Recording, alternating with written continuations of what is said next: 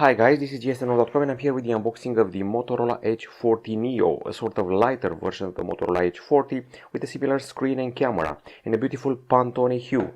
It's called Canal Bay and it looks superb. It's like a combo of blue and green.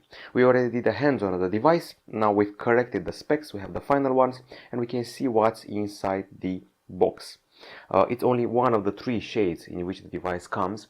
There's also black and soothing sea, which is close to lime. As you can see, the screen is curved on the sides, much like the entire Motorola Edge series, or at least the first models, and the device is very easy to handle with a single hand, being so compact and light. Before we get to that, let's see what's inside the box. It's supposed to be an eco-friendly package this time around, as you can see here. It's plastic-free, recyclable, and has soy ink. In the top part, hidden below the lid, you can find the metal key used to access the slots, or is it plastic? We're going to have to see about that. Here we have the information, juridic guide, safety info, and extra something special. Moto has collaborated with a Swedish company and has created a special case made of plants in a similar color to the one at the back of the phone. We've unlocked it and we're going further in the unboxing. In the box you can also find this, a cable which goes from USB-C to once again USB-C, and it will hook up to the charger. In spite of what I said in the hands-on, it's not an 80-watt charger, it's a 68-watt charger, and you can see that written here. It should be here somewhere. It says 68. Now it's a 68-watt charger for a pretty decent battery, and I can already feel the fragrance of the box. Moto has a special fragrance starting from last year. They put it on every box. Now, the design, once again, is pretty premium for a mid-range phone, which costs around something like 400 euros or close to it. And if you go here, you can see that the bezels are very narrow and the phone is good looking. You can grip the frame easily, so it's easy to handle. It has a leather imitation at the back side, a pretty nifty leather, and of course a plastic frame. The good news is that it's IP68 certified for dust and water resilience. You can dunk it in up to 1.5 meters of water for 30 minutes. It measures 7.9 millimeters in thickness and weighs a decent 170 grams. The screen is curved, as I said before.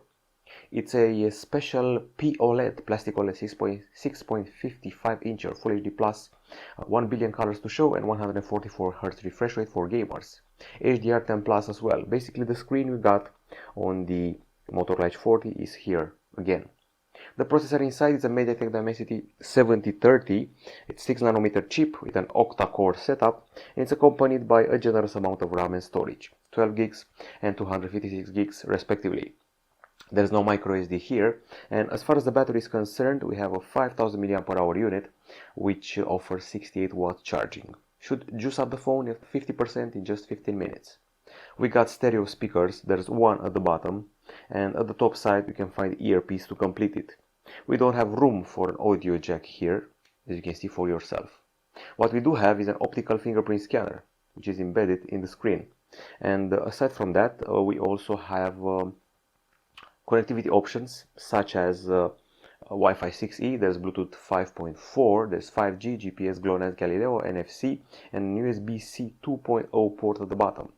Now, as we're scrolling along the news, you can see here a front camera cut in the screen with a 32 megapixel resolution, and it takes 8 megapixel shots by combining 4 pixels in one.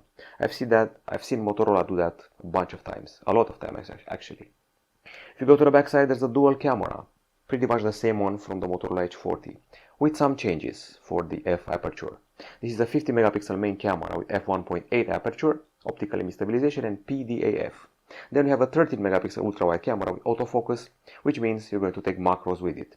f2.2 aperture, LED flash, and 4K capture, which is welcome on a handset which is not priced in a very high manner.